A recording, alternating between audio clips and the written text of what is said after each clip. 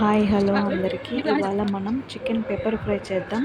దానికోసం ముందుగా ప్యాన్ పెట్టి ఆయిల్ వేసి అందులో పట్టా లవంగాలు ఆనియన్ టమాటో వేసి ఫ్రై చేసుకోవాలి. అది ఫ్రై అయిన తర్వాత అందులో 1 స్పూన్ వరకు జింజర్ గార్లిక్ పేస్ట్ వేసి వేయించుకోవాలి. ఆ తర్వాత కొంచెం కరివేపాకు పసుపు వేసి ఫ్రై చేసుకోవాలి. జింజర్ గార్లిక్ పేస్ట్ అనేది మనకు అడుగు పట్టకుండా వేయించుకోవాలి. ఆ తర్వాత మనం ముందుగా క్లీన్ చేసి పెట్టుకున్న చికెన్ ముక్కలు ప్లస్ కారం వేసి ఫ్రై చేసుకోవాలి.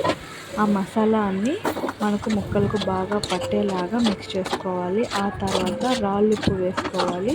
సాల్ట్ అన్న వేసుకోవచ్చు, మన ఆప్షన్ మాత్రమే. నేనైతే రాళ్ళుప్పు వేస్తున్నాను. రాళ్ళుప్పు అనేది టేస్ట్ చాలా బాగుంటుంది వేస్తే. ఆ తర్వాత అది కొంచెం సేపు ఉడికిన తర్వాత అందులో గరం మసాలా ఇంకొక హాఫ్ గ్లాస్ వరకు వాటర్ వేసి ఉడికించుకోవాలి.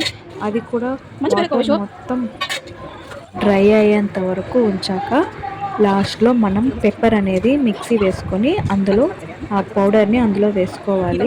పెప్పర్ వేసాక ఎక్కువసేపు ఫ్రై చేయకూడదండి. ఆ తర్వాత లాస్ట్లో కొత్తిమీర ఉంటే పుదీనా ఈ రెండింటిని వేసుకొని ఒకసారి మిక్స్ చేసుకొని దించుకుంటే టేస్ట్ అనేది మనకి సూపర్గా ఉంటుందండి చికెన్ ఫ్రై.